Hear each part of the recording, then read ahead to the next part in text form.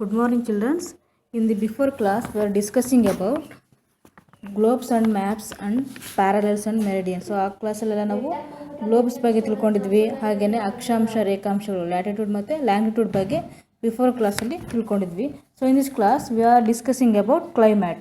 So climate ಅಂದರೆ ಏನು? So ನಮ್ಮ ಒಂದು ಸುತ್ತಮುತ್ತ ಇರ್ತಕ್ಕಂಥ ಒಂದು ವಾತಾವರಣ. ಸೊ ಆ ಒಂದು ವಾತಾವರಣದ ಬಗ್ಗೆ, ಹಾಗೆಯೇ ಆ ಒಂದು ಕ್ಲೈಮೇಟ್ ಅಂತಕ್ಕಂಥ ನಮ್ಮ ಅರ್ಥಲ್ಲಿ ಯಾವ ರೀತಿ ಪ್ರಭಾವವನ್ನು ಬೀರುತ್ತೆ ನಮ್ಮ ಪ್ರತಿದಿನದ ಜೀವನ ಶೈಲಿ ಅನ್ನೋದನ್ನು ಈ ಒಂದು ಕ್ಲಾಸಲ್ಲಿ ನಾವು ತಿಳ್ಕೊತಾ ಇದ್ದೀವಿ. So there is a constant change in the atmosphere that surround the earth. Air temperature, air pressure, wind, rainfall, humidity are present in atmosphere. So ಏನು ಏನು ಕ್ಲೈಮೇಟ್ ಅಂತ ಹೇಳಿದ್ರೆ ಏನು ಹಾಗಾದರೆ ಕ್ಲೈಮೇಟ್ ಬಗ್ಗೆ ನಾವು ತಿಳ್ಕೊಳ್ಳೋದಾದರೆ ಅಂದರೆ ಇದು ನಿರಂತರವಾಗಿ ಇರ್ತಕ್ಕಂಥದ್ದು. ಸೊ ಅಟ್ಮಾಸ್ಫಿಯರ್ ಅಥವಾ ಕ್ಲೈಮೇಟ್ ಅಂತ ನಾವು ಏನು ಹೇಳ್ತೀವೋ ಅದು ನಿರಂತರವಾಗಿ ಬದಲಾವಣೆ ಆಗ್ತಾ ಇರುತ್ತೆ. ಸೊ ಉದಾಹರಣೆಗೆ ಇವತ್ತು ಬೆಳಗ್ಗೆ ತುಂಬ ಚಳಿ ಇದೆ ಅಂದರೆ ಮಧ್ಯಾಹ್ನ ಆಗ್ತಾ ಇದ್ದಾಗೇ ಆಫ್ಟರ್ನೂನ್ ಆಗ್ತಾ ಇದ್ದಾಗ ಏನಾಗ್ಬೋದು, ಸೊ ಟೆಂಪ್ರೇಚರ್ ಹೆಚ್ಚಾಗುತ್ತೆ, ಸೊ ವಾಮಪ್ ಆಗುತ್ತೆ ಅರ್ತು. ಸೊ ಇದೇ ರೀತಿ ಅಂದರೆ ಇದು ಕ್ಷಣಕ್ಕೂ ಬದಲಾವಣೆಯನ್ನು ಆಗ್ತಾ ಇರುತ್ತೆ. ಯಾವುದು ಈ ಒಂದು ಕ್ಲೈಮೇಟ್ ಅಂತಕ್ಕಂಥದ್ದು. So air temperature, air pressure, wind, rainfall, humidity are present in the atmosphere. So ನಾನು ನಿಮಗೆ ಬಿಫೋರ್ ಕ್ಲಾಸಲ್ಲೆಲ್ಲ ಹೇಳಿದ್ದೆ, ನಮ್ಮ ಈ ಒಂದು ಭೂಮಿಯನ್ನು ಹಲವಾರು ರೀತಿಯ ಒಂದು ಯಾವುದು ಅನಿಲಗಳು ನಮ್ಮ ಭೂಮಿಯನ್ನು ಸುತ್ತುವರೆದಿದೆ ಅಂತ ಹೇಳಿದೆ. ಸೊ ಅದರಲ್ಲಿ ಇರ್ತಕ್ಕಂತಹ ಒಂದು ಗ್ಯಾಸಸ್ಗಳು ಯಾವ್ಯಾವುದು ಅಂತ ಹೇಳಿದರೆ ಆಕ್ಸಿಜನ್ ಇರ್ಬೋದು, ನೈಟ್ರೋಜನ್, ಕಾರ್ಬನ್ ಡೈಆಕ್ಸೈಡ್. ಸೊ ಇದೆಲ್ಲ ರೀತಿಯ ಒಂದು ಗ್ಯಾಸಸ್ಸು ನಮ್ಮ ಒಂದು ಭೂಮಿಯನ್ನು ಸುತ್ತುವರೆದಿದೆ. ಸೊ ಇದರಿಂದ ಸುತ್ತುವರೆದಿರೋ ಜೊತೆಗೆ ಇವುಗಳ ಜೊತೆಗೆ ಈ ಒಂದು ಟೆಂಪ್ರೇಚರ್, ಏರ್ ಪ್ರೆಷರ್ ಮತ್ತು ವಿಂಡು, ರೈನ್ಫಾಲು, ಹ್ಯುಮಿಡಿಟಿ ಇದೆಲ್ಲವೂ ಸಹ ನಮ್ಮ ಒಂದು ಅಟ್ಮಾಸ್ಫಿಯರಲ್ಲಿ ಕಂಡುಬರುತ್ತೆ. ಇದರಿಂದ ಏನಾಗುತ್ತೆ, ಇದರಿಂದ ನಮ್ಮ ಒಂದು ಭೂಮಿ ಮೇಲೆ ಯಾವ ರೀತಿಯ ಒಂದು ಪರಿಣಾಮವನ್ನು ಬೀರುತ್ತೆ, ನಮ್ಮ ಜೀವನದ ಮೇಲೆ ಇದು ಯಾವ ರೀತಿಯ ಒಂದು ಪರಿಣಾಮವನ್ನು ಬೀರುತ್ತೆ ಅಂತ ನಾವು ನಾನು ನಿಮಗೆ ಇದರಲ್ಲಿ ಸ್ವಲ್ಪ ವಿವರಣಾತ್ಮಕವಾಗಿ ಹೇಳ್ತಾ ಹೋಗ್ತೀನಿ. ಹಾಗಾದರೆ what is weather? So weather means the condition of atmosphere. The weather is condition of the atmosphere at the particular place and time. ಈ ವೆದರ್ ಅಂದರೆ ಏನು ಅಂತ ಹೇಳೋದಾದರೆ ಇದು ಒಂದು ನಿರ್ದಿಷ್ಟ ಸ್ಥಳದ ವಾತಾವರಣದ ಸ್ಥಿತಿಯನ್ನು ತಿಳಿಸುತ್ತೆ. ಒಂದು ನಿರ್ದಿಷ್ಟ ಸ್ಥಳದ ನಿರ್ದಿಷ್ಟ ಸಮಯದಲ್ಲಿ ಇರುವಂಥ ಒಂದು ವಾತಾವರಣದ ಸ್ಥಿತಿ. ಫಾರ್ ಎಕ್ಸಾಂಪಲ್, ಇವಾಗ ನಾನು ನಮ್ಮ ಕೊಳ್ಳೇಗಾಲ ತಾಲೂಕನ್ನು ತಗೊಳ್ಳೋದಾದರೆ, ಸೊ ಅಲ್ಲಿ ಬೆಳಗ್ಗೆ 7 ಗಂಟೆ ಅಷ್ಟೊತ್ತಿಗೆ ನಾನು ತಗೋತಾ ಇದ್ದೀನಿ. ಸೊ 7 ಗಂಟೆ ಅಥವಾ 7 o'clockಗೆ ಒಂದು ವೆದರ್ ಹೇಗಿರುತ್ತೆ, ಕ್ಲೈಮೇಟ್ ಹೇಗಿರುತ್ತೆ ಅಂತ ಹೇಳಿದರೆ, ಸೊ ಏನು ಬಿಸಿಲಿನ ಒಂದು ತಾಪಮಾನ ಕಡಿಮೆ ಇರುತ್ತೆ, ಹೌದಾ, ಸೂರ್ಯನ ಒಂದು ಟೆಂಪ್ರೇಚರ್ ಕಡಿಮೆ ಇರುತ್ತೆ. ಸೊ ಅವಾಗೇನು ಸ್ವಲ್ಪ ಚಳಿಯಾದಂಥ ಒಂದು ವಿಂಟರ್ನ ಮಾದರಿಯ ಒಂದು ಸೀಸನ್ನು ಕಂಡು ಬರುತ್ತೆ. ಕಡಿಮೆ ವಾತಾವರಣ ಇರುತ್ತೆ, ಕಡಿಮೆ ಒಂದು ಸೂರ್ಯನ ಶಾಖ ಇರೋದ್ರಿಂದ ನಮಗೆ ಚಳಿ ಅನಿಸುತ್ತೆ.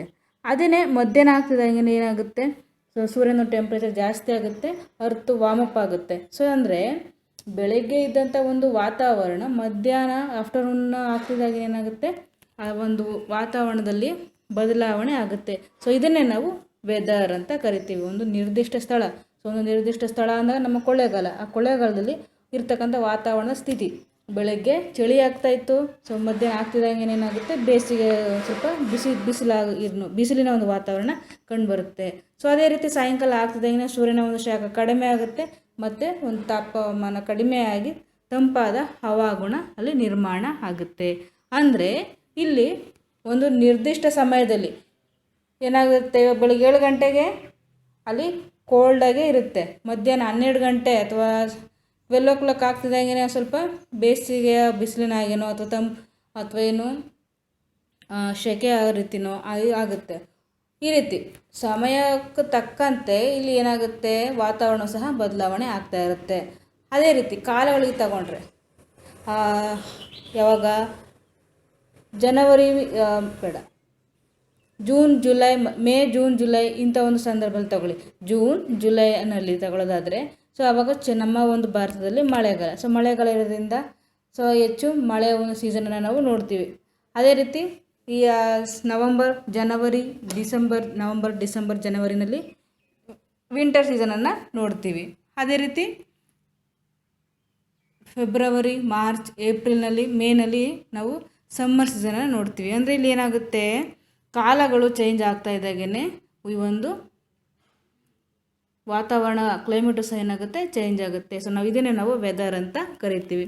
It changes from day to day, weather may even change from morning to evening.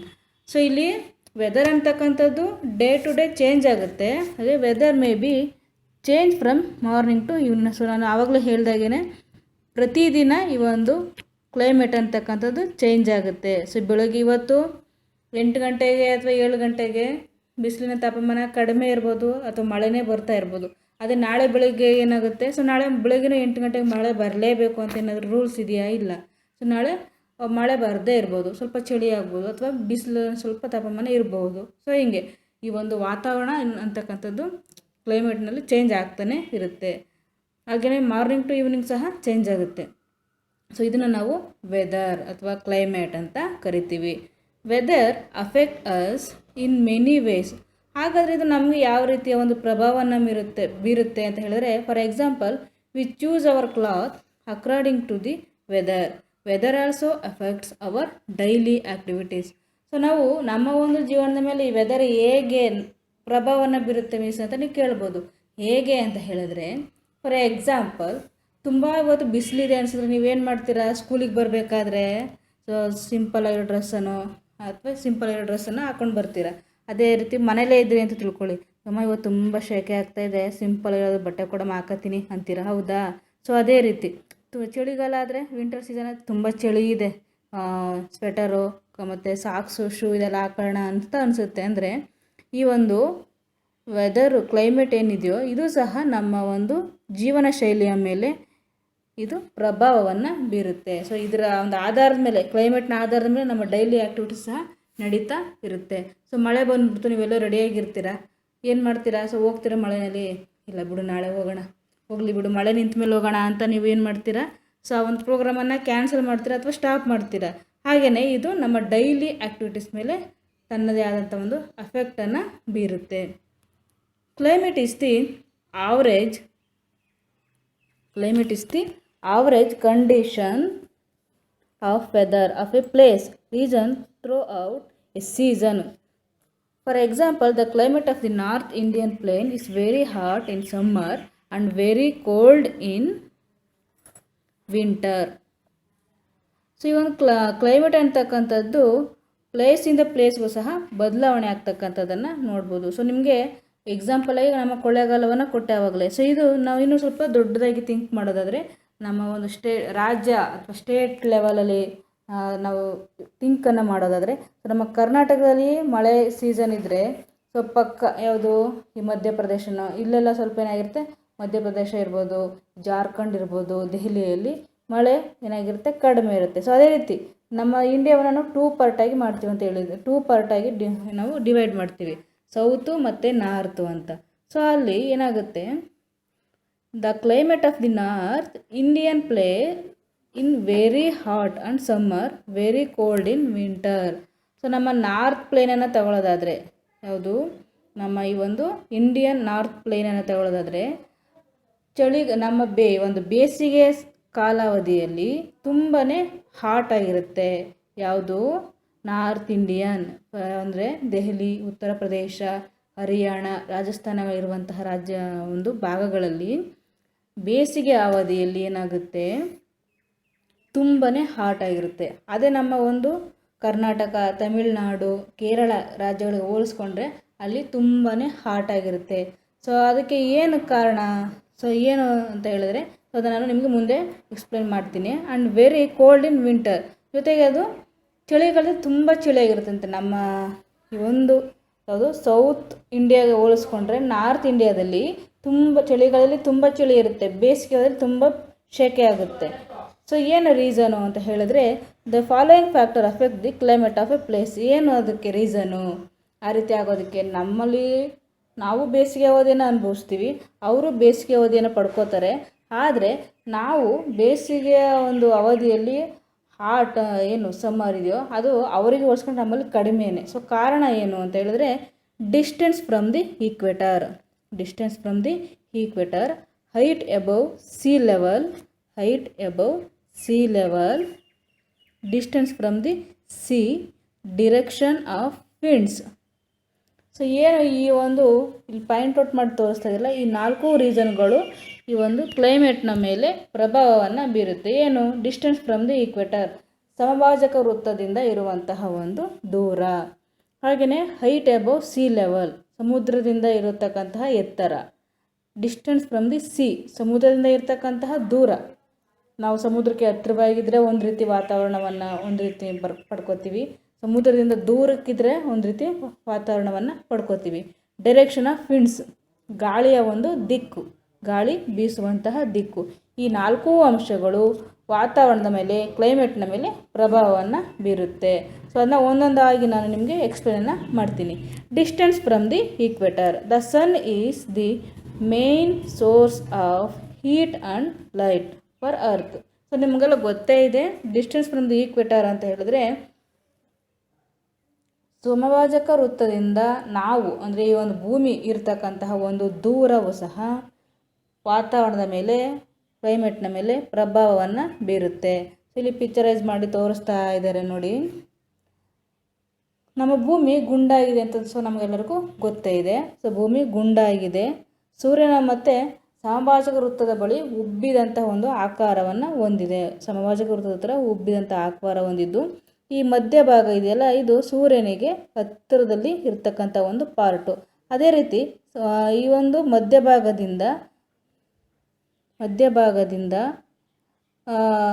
North pole ಮತ್ತು ಸೌತ್ ಪೋಲ್ ಹೋಗ್ತಾ ಇದ್ದಾಗೇ ಏನಾಗುತ್ತೆ, ಸೂರ್ಯನಿಂದ ಇರುವಂತಹ ಒಂದು ದೂರವು ಸಹ ನಮಗೇನಾಗುತ್ತೆ, ತುಂಬಾ ಡಿಸ್ಟೆನ್ಸ್ ಇದೆ. ಹೌದಾ? ಸಮಭಾಜಕ ವೃತ್ತ ಸೂರ್ಯನಿಗೆ ಸಮೀಪದಲ್ಲಿದೆ, ಆದರೆ ನಾರ್ತ್ ಪೋಲ್ ಮತ್ತು ಸೌತ್ ಪೋಲು ಸೂರ್ಯನಿಗೆ ತುಂಬ ದೂರ ಇದೆ.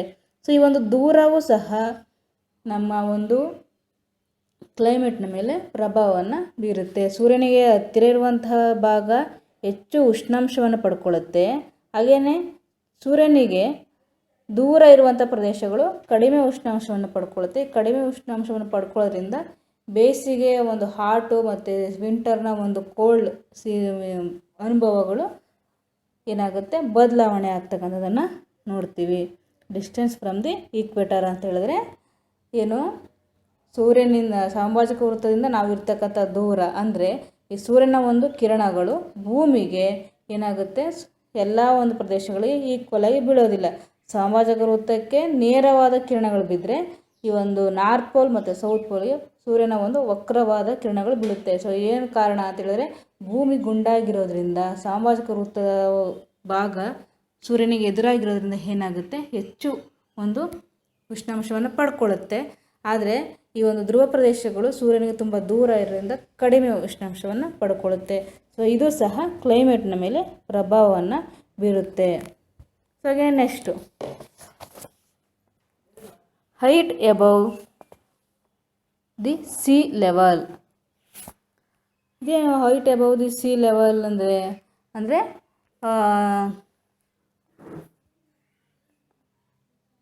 ಸಮುದ್ರದಿಂದ ಇರುವಂತಹ ಎತ್ತರ. Mountains are generally cooler than plain. So ನಿಮಗೆ ಗೊತ್ತೇ ಇರುತ್ತೆ, ಈ ಒಂದು ಪರ್ವತ ಭಾಗಗಳು ಹೆಚ್ಚು ಕೂಲಾಗಿರ್ತಕ್ಕಂಥದ್ದನ್ನು ನಾವು ನೋಡ್ತೀವಿ. ಸೊ ಸಮ್ಮರ್ ಸೀಸನಲ್ಲಿ, ವಿಂಟರ್ ಸೀಸನಲ್ಲಿ ಎಲ್ಲ ಒಂದು ಕಾಲದಲ್ಲೂ ಏನು ಕೂಲಾಗಿರುತ್ತೆ. ಅಂದರೆ ಬೇಸಿಗೆ ಅವಧಿಯಲ್ಲೂ ಸಹ ತುಂಬ ಕೂಲಾಗಿರುತ್ತೆ ಅಂತಲ್ಲ. ಸೊ ಸಮತಟ್ಟಾದ ಒಂದು ಭೂಭಾಗಕ್ಕೆ ಹೋಲಿಸ್ಕೊಂಡ್ರೆ ಮೌಂಟನ್ಗಳಲ್ಲಿ ಈ ಒಂದು ಉಷ್ಣಾಂಶ ಕಡಿಮೆ ಇರುತ್ತೆ. ಯಾಕೆ, ಏನು ಕಾರಣ ಅಂದರೆ, people from the plain go to various hill station during summer to enjoy the cool climate. As we go higher and higher the temperature decreases. So ಏನು ಕಾರಣ ಅಂತ ಹೇಳಿದ್ರೆ, ನಾವು ಮೌಂಟನ್ಗಳಲ್ಲಿ ಇರ್ತಕ್ಕಂಥ ಒಂದು ವಾತಾವರಣವನ್ನು ನಾವು ಇರ್ತಕ್ಕಂಥ ಪ್ಲೇನ್ ಆಗಿರೋ ಒಂದು ಪ್ರದೇಶಗಳಲ್ಲಿ ನೋಡೋದಕ್ಕೆ ಸಾಧ್ಯ ಇಲ್ಲ.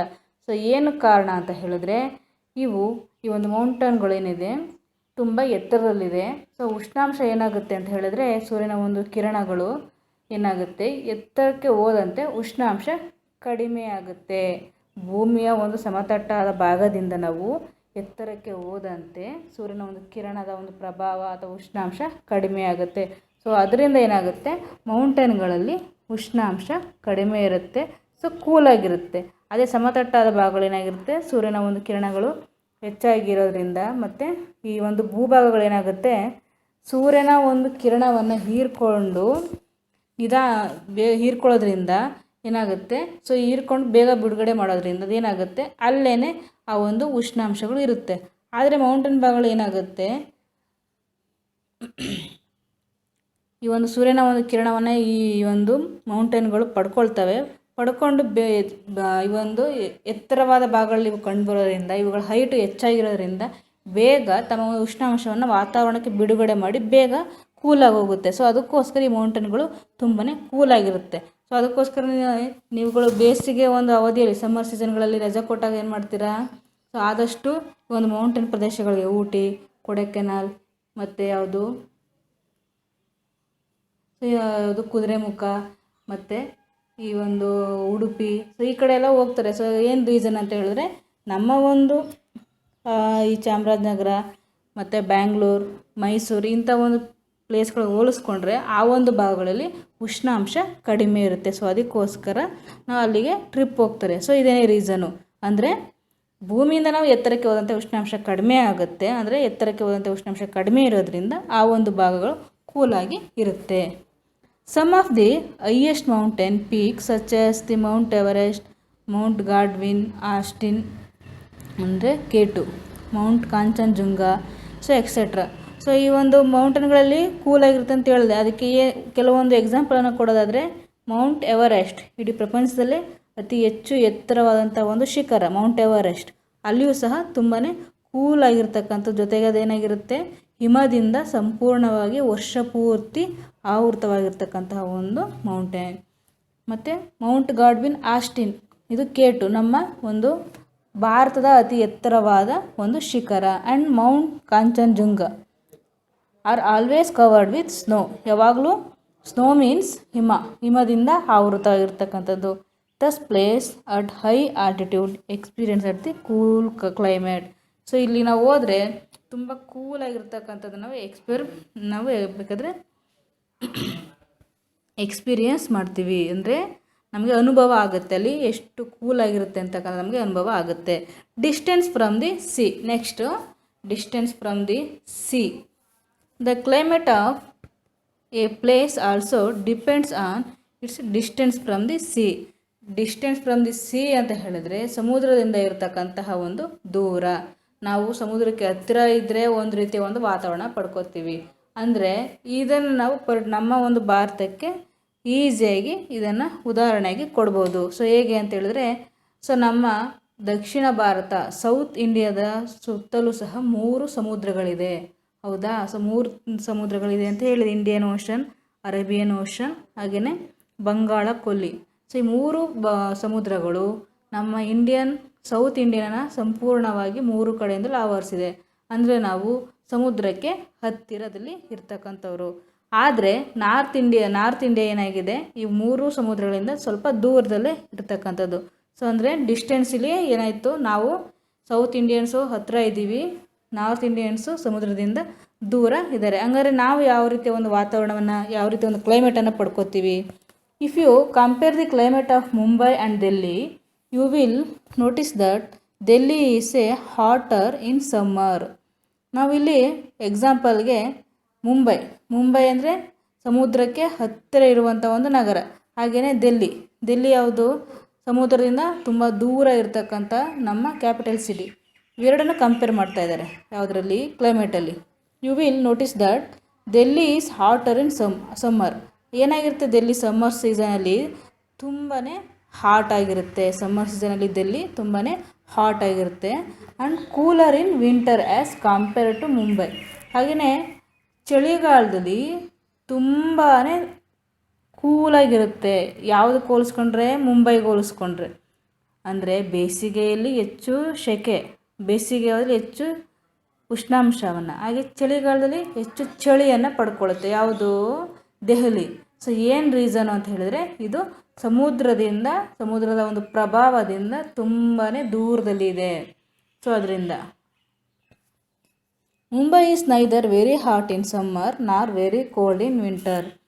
ಅದೇ ರೀತಿ ಮುಂಬೈ ಸಹ ಹಾಟ್ ಇನ್ ಸಮ್ಮರಲ್ಲಿ ಹಾಟ್ ಆಗಿರುತ್ತೆ. ಅದೇ ರೀತಿ ವಿಂಟರಲ್ಲಿ ಕೋಲ್ಡಾಗಿರುತ್ತೆ. ಆದರೆ ದೆಲ್ಲಿಗೆ ಹೋಲಿಸ್ಕೊಂಡ್ರೆ ಇಲ್ಲಿ ಅದರ ಒಂದು ಪ್ರಭಾವ ಕಡಿಮೆನೇ. It because Mumbai is near C while Delhi is for from the C. ಅಂದರೆ ಇದಕ್ಕೆ ಕಾರಣ ಇಷ್ಟೇ, ದಿಲ್ಲಿ ಸಮುದ್ರಕ್ಕೆ ತುಂಬ ದೂರ ಇದೆ, ಮುಂಬೈ ಸಮುದ್ರಕ್ಕೆ ತುಂಬ ಹತ್ತಿರ ಇದೆ. ದಿಲ್ಲಿ ಸಮುದ್ರದಿಂದ ದೂರ ಇದೆ, ಮುಂಬೈ ಸಮುದ್ರಕ್ಕೆ ಹತ್ತಿರ ಇದೆ. ಸೊ ಏನು ಹಾಗಾದರೆ ಸಮುದ್ರಕ್ಕೆ ಹತ್ತಿರ ಇದ್ದರೆ ಯಾಕೆ ಈ ರೀತಿಯ ಒಂದು ಕ್ಲೈಮೇಟಲ್ಲಿ ಚೇಂಜ್ ಆಗುತ್ತೆ ಅಂತ ಹೇಳಿದ್ರೆ ಕಾರಣ ಇಷ್ಟೇ. ಈ ಒಂದು ಸಾಗರಗಳು ಸೀನ ಒಂದು ಸಿ ವಿಂಡ್ಸ್ ಅಂತ ಹೇಳ್ತೀವಿ, ಸಾಗರಿಕ ಗಾಳಿಗಳು ಅಂತ ಏನು ಕರಿತೀವೋ ಅದು ಭೂಭಾಗದ ಮೇಲೆ ತಮ್ಮ ಒಂದು ಪ್ರಭಾವವನ್ನು ಬೀರುತ್ತೆ. ಸೊ ಈ ಒಂದು ಪ್ರಭಾವ ಬೀರ್ತಕ್ಕಂಥದ್ರ ಒಂದು ಪ್ರಮಾಣ ನಿಯರೆಸ್ಟ್ ಪ್ಲೇಸ್ಗೆ ತುಂಬಾ ಬೆನಿಫಿಟ್ ಆಗುತ್ತೆ. ಸೊ ಅದರಿಂದ ಏನಾಗುತ್ತೆ, ಈ ಒಂದು ಕ್ಲೈಮೇಟಲ್ಲಿ ಚೇಂಜಸ್ ಆಗ್ತಕ್ಕಂಥದ್ದು. ಸೊ ಅದನ್ನ ನಾನು ನಿಮಗೆ ಹೇಳ್ತೀನಿ. The property of water is that take more time to absorb and to loss heat while land gets heated faster and also cool faster than water. During day time the land near the sea absorb more heat and therefore become warmer than the nearby sea. So ಏನು reason ಅದಕ್ಕೆ ಅಂತ ಹೇಳಿದ್ರೆ, the property of water is that it take more time to absorb. ಏನು ಕಾರಣ ಅಂತ ಹೇಳಿದ್ರೆ, ಈ ಸಮುದ್ರ ಅಥವಾ ಸಾಗರ ಭಾಗಗಳು ಅಥವಾ ವಾಟರ್ ಬಾಡೀಸ್ ಏನಿದೆ ಇವು ಸೂರ್ಯನ ಒಂದು ಉಷ್ಣಾಂಶವನ್ನು ಒಬ್ಸರ್ವ್ ಮಾಡೋದಕ್ಕೆ ಹೆಚ್ಚು ಕಾಲವನ್ನು ತಗೊಳ್ಳುತ್ತೆ. ನಿಧಾನವಾಗಿ ಕಾಯುತ್ತೆ, ನಿಧಾನವಾಗಿ ಕಾದು ಉಷ್ಣಾಂಶವನ್ನು ಪಡ್ಕೊಳ್ಳುತ್ತೆ. ಆದರೆ ಈ ಲ್ಯಾಂಡ್ ಇದೆಯಲ್ಲ, ಸಮುದ್ರ ಭಾಗಗಳಿಗೆ ಹತ್ತಿರದಲ್ಲಿರುವಂತಹ ಈ ಒಂದು ಲ್ಯಾಂಡ್ಗಳೇನಿದೆಯಲ್ಲ ಇದು ಸೂರ್ಯನ ಒಂದು ಉಷ್ಣಾಂಶವನ್ನು ಬೇಗ ಪಡ್ಕೊಳ್ಳುತ್ತೆ. ಅಂದರೆ ಇದು ಘನ ಭಾಗ, ಇದು it's A solid. So solid ಆಗಿರೋದ್ರಿಂದ ಭೂಭಾಗಗಳು ಬೇಗ ಉಷ್ಣಾಂಶವನ್ನು ಪಡ್ಕೊಳ್ಳುತ್ತೆ. ಆದರೆ ಈ ಒಂದು ಏನು ವಾಟರ್ ಬಾಡೀಸ್ ಇದೆ ಇದು ಏನಾಗುತ್ತೆ, ಚಲಿಸ್ತಾ ಇರುತ್ತೆ. ಜೊತೆಗೆ ಹೆಚ್ಚು ಆಳವನ್ನು ಹೊಂದಿರೋದ್ರಿಂದ ಏನಾಗುತ್ತೆ, ನಿಧಾನವಾಗಿ ಕಾಯುತ್ತೆ. ಜೊತೆಗೆ ಹೆಚ್ಚು ಡೆನ್ಸಿಟಿ, ನೀರಿನ ಒಂದು ಪ್ರಮಾಣವೂ ಸಹ ಹೆಚ್ಚಾಗಿರೋದ್ರಿಂದ ಏನಾಗುತ್ತೆ, ನಿಧಾನವಾಗಿ ಕಾಯುತ್ತೆ. ಸೊ ನಿಮಗೆ ಇನ್ನೂ ಬೇಗ ಗೊತ್ತಾಗಬೇಕು ಅಂದರೆ ಒಂದು ಪಾತ್ರೆಯಲ್ಲಿ ನೀರನ್ನು ಇಡಿ, ಇನ್ನೊಂದು ಪಾತ್ರೆಯಲ್ಲಿ ಹಾಗೆಯೇ ಖಾಲಿ ಪಾತ್ರೆನ ಇಡಿ.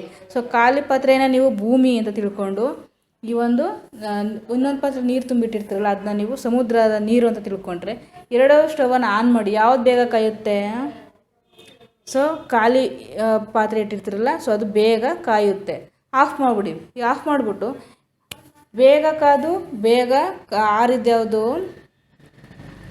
ಖಾಲಿ ಪಾತ್ರೆ. ಆದರೆ ಈ ಒಂದು ನೀರು ತುಂಬಿಟ್ಟಿದ್ವಲ್ಲ ಪಾತ್ರೆ, ಅದೇನಾಗುತ್ತೆ, ಸೊ ಇನ್ನೂ ಅದು ಕಾದೇ ಇರಲ್ಲ. ಆಫ್ ಮಾಡಿದ್ರೆ ಸ್ವಲ್ಪ ಬೆಚ್ಚಗಿದ್ದು ಅದು ಆರೋದಕ್ಕೆ ಹೆಚ್ಚು ಟೈಮನ್ನು ತಗೊಳುತ್ತೆ. ಆದರೆ ನೀವು ಖಾಲಿ ಪಾತ್ರೆ ಇಟ್ಟಿರಲ್ಲ, ಅದೇನಾಗುತ್ತೆ, ಬೇಗ ಕಾದಿರುತ್ತೆ, ಬೇಗ ತನ್ನ ಒಂದು ಉಷ್ಣಾಂಶವನ್ನು ಕಳ್ಕೊಂಡು ತಂಪಾಗಿರುತ್ತೆ. ಸೊ ಇದೇ ರೀತಿ ಭೂಭಾಗಗಳು ಬೇಗ ಉಷ್ಣಾಂಶವನ್ನು ಪಡ್ಕೊಂಡು ಬೇಗ ಏನಾಗುತ್ತೆ, ತಮ್ಮ ಒಂದು ಉಷ್ಣಾಂಶವನ್ನು ಬಿಟ್ಕೊಟ್ಬಿಡುತ್ತೆ. ಆದರೆ ಈ ಒಂದು ಸಾಗರ ಭಾಗಗಳು ಉಷ್ಣಾಂಶವನ್ನು ನಿಧಾನವಾಗಿ ಪಡೆದು ನಿಧಾನವಾಗಿ ಬಿಡುಗಡೆ ಮಾಡೋದ್ರಿಂದ ಸೊ ಏನಾಗುತ್ತೆ, ಅಲ್ಲಿ ಒತ್ತಡ ಅಂತಕ್ಕಂಥದ್ದು ನಿರ್ಮಾಣ ಆಗುತ್ತೆ. ಸೊ ಏನಾಗುತ್ತೆ, ಈ ಭೂಭಾಗಗಳ ಮೇಲೆ ಸಾಗರಗಳು ಬೇಗ ನಮ್ಮ ಒಂದು ಭೂಮಿ ಉಷ್ಣಾಂಶವನ್ನು ಪಡ್ಕೊಂಡು ಉಷ್ಣಾಂಶವನ್ನು ಬಿಡುಗಡೆ ಮಾಡೋದ್ರಿಂದ ಏನಾಗುತ್ತೆ, ಕಡಿಮೆ ಒತ್ತಡ ಆಗುತ್ತೆ. ಸೊ ತುಂಬ ಹೆಚ್ಚು ಬಿಸಿಯಾಗಿರುತ್ತೆ ಈ ಒಂದು ಭೂಮಿ. ಅಂಥ ಟೈಮಲ್ಲಿ ಏನು ಮಾಡುತ್ತೆ, ಸಾಗರಗಳ ತಂಪಾಗಿರುತ್ತೆ ಅಲ್ವಾ, ಈ ಒಂದು ಸಾಗರ ಭಾಗಗಳು ಇನ್ನೂ ತಂಪಾಗಿರುತ್ತೆ. ಸೊ ಅಲ್ಲಿಂದ ಗಾಳಿ ಬೀಸಿ ಈ ಒಂದು ಭೂಭಾಗದ ಮೇಲೆ ಬರುತ್ತೆ. ಸೊ ಭೂಭಾಗದ ಮೇಲೆ ಬರೋದ್ರಿಂದ ಏನಾಗುತ್ತೆ, ಸೊ ಇಲ್ಲಿನ ಒಂದು ವಾತಾವರಣ ಬಿಸಿಯಾಗಿದ್ರೂ ಸಹ ಬೆಚ್ಚಗಿನ ಒಂದು ಹವಾಮಾನವನ್ನು ಪಡ್ಕೊಳ್ಳುತ್ತೆ. ಸೊ ಕಾರಣ ಏನು, ಇದು ಬೇಗ ತನ್ನ ಉಷ್ಣಾಂಶವನ್ನು ಕಳ್ಕೊಂಡು ಹೆಚ್ಚು ಬಿಸಿಯಾಗಿರೋದಕ್ಕೆ ಏನಾಗುತ್ತೆ, ಸಾಗರ ಇನ್ನೂ ಕಾದಿರಲಿಲ್ಲ, ತಂಪಾಗಿತ್ತು. ಏನಾಗುತ್ತೆ, ತಂಪಾಗಿದ್ದಂಥ ಒಂದು ಗಾಳಿ ಈ ಭೂಭಾಗದ ಮೇಲೆ ಬೀಸಿ ಬಂತು. ಸೊ ಬೀಸಿ ಬಂದದ್ರಿಂದ ಏನಾಗುತ್ತೆ, ಇಲ್ಲಿನ ಒಂದು ಉಷ್ಣಾಂಶ ಬಿಸಿಯಾಗಿದ್ದದು ಸಾಗರದ ಒಂದು ಮಾರುತಗಳಿಂದ ವಿಂಡ್ಸಿಂದ ಇದೇನಾಗುತ್ತೆ, ಬಿಸಿಯಾಗಿದ್ದದು ಬೆಚ್ಚಗಿನ ಒಂದು ತಂಪಾದ ಒಂದು ಹವಾಮಾನವನ್ನು ಪಡ್ಕೊಳ್ಳುತ್ತೆ. ಸೊ ಇದೇ ರೀಸನು. ಅಂದರೆ ಸಾಗರಗಳಿಗೆ ಹತ್ತಿರದಲ್ಲಿ ಇರತಕ್ಕಂತಹ ಒಂದು ಭೂಭಾಗಗಳ ಮೇಲೆ ಈ ಒಂದು ಸಾಗರ ಮಾರುತಗಳು ಪ್ರಭಾವವನ್ನು ಬೀರಿ ಇಲ್ಲಿನ ಒಂದು ಕ್ಲೈಮೇಟನ್ನು ಬ್ಯಾಲೆನ್ಸ್ ಮಾಡುತ್ತೆ. ಆದರೆ ದೆಹಲಿ ಏನು ತುಂಬ ದೂರದಲ್ಲಿರುವಂಥ ಒಂದು ಭೂಭಾಗ. ಸೊ ಅಲ್ಲಿವರೆಗೂ ಈ ಒಂದು ಸಮುದ್ರದ ಅಲೆಗಳು, ಸಮುದ್ರದ ವಿಂಡ್ಸು ಅಲ್ಲಿವರೆಗೂ ಹೋಗೋದಕ್ಕೆ ಸಾಧ್ಯ ಇಲ್ಲ. ಸೊ ಇದು ಸ್ಥಳೀಯವಾಗಿ ಲೋಕಲ್ ವಿಂಡ್ಸ್ ಅಂತ ಕರಿತೀವಿ. ಈ ಲೋಕಲ್ ವಿಂಡ್ಸು ಲೋಕಲ್ ಆಗಿರ್ತಕ್ಕಂಥ ಪ್ರದೇಶಗಳ ಮೇಲೆ ಮಾತ್ರ ಪ್ರಭಾವ ಬೀರುತ್ತೆ. ತುಂಬ ದೂರದಲ್ಲಿರ್ತಕ್ಕಂತಹ ಒಂದು ಪ್ರದೇಶಕ್ಕೆ ತನ್ನ ಒಂದು ಪ್ರಭಾವನ ಬೀರೋದಿಲ್ಲ. ಸೊ ಅದರಿಂದನೇ ಈ ಒಂದು ದೆಹಲಿ ಚಳಿಗಾಲದಲ್ಲಿ ಹೆಚ್ಚು ಚಳಿಯನ್ನು, ಹಾಗೆಯೇ ಬೇಸಿಗೆಯಲ್ಲಿ ಹೆಚ್ಚು ಬೇಸಿಗೆ ಬಿಸಿಲನ್ನು ಪಡ್ಕೊಳುತ್ತೆ. ಹಾಗಾದರೆ ಮುಂಬೈ ಏನಾಗುತ್ತೆ, ಸೊ ಬ್ಯಾಲೆನ್ಸ್ ಮಾಡುತ್ತೆ. ಸಾಗರಗಳು ತಂಪಾಗಿರುವಂತಹ ಒಂದು ವಿಂಡ್ಸನ್ನು ಭೂಭಾಗಗಳಿಗೆ ಬಿಟ್ಕೊಡುತ್ತೆ, ಭೂಭಾಗಗಳಿರ್ತಕ್ಕಂಥ ಒಂದು ವಿಂಡ್ಸನ್ನು ಸಾಗರಗಳ ಮೇಲೆ ಪ್ರಭಾವವನ್ನು ಬೀರೋದ್ರಿಂದ ಸೊ ಅದು ಬ್ಯಾಲೆನ್ಸನ್ನು ಮಾಡುತ್ತೆ. Next prevailing winds. Winds can be hot, warm, cool, cold or wet. It depends upon the weather of the place from where they are coming. Hot winds increase the temperature while cold winds decrease the temperature. So ನಾನು ನಿಮ್ಗೆ ಹೇಳ್ದೇನೆ, hot winds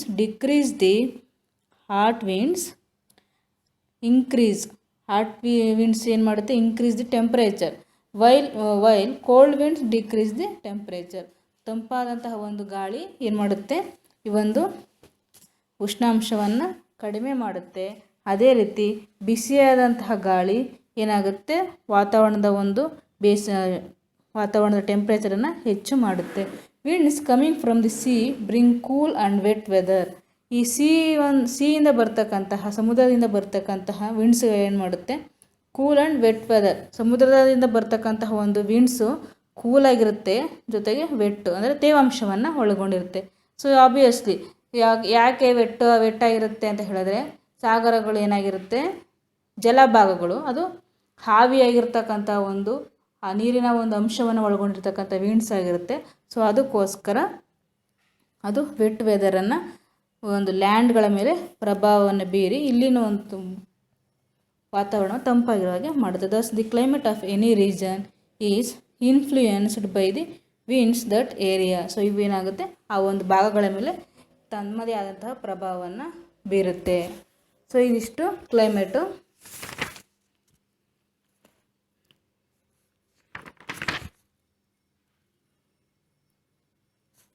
so next ಕ್ಲಾಸಲ್ಲಿ ನಾವು